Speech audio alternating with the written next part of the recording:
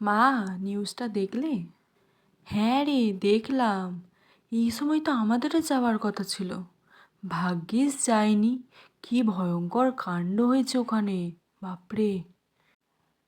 হ্যাঁ, হয়তো আমরাও আজকে মারা পড়তাম যদি বাবার কাজটা না পড়ে যেত। এইভাবে আর কতদিন চলবে? আপনারা কি সত্যি একটু ভাবছেন?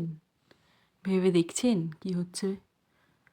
এইমাত্র 2025-এর 4 মাসও হয়নি, তার মধ্যে কত কিছু শুনে নিলাম আমরা। কবে কবে জাগবো আমরা? আদৌ কি জাগবো, না এইভাবেই সব শেষ হয়ে যাবে? একটু ভেবে দেখবেন। यूं न छोड़ो मुझे, घर लौट के भी आना पाऊं माँ, भेजना इतना दूर मुझको तो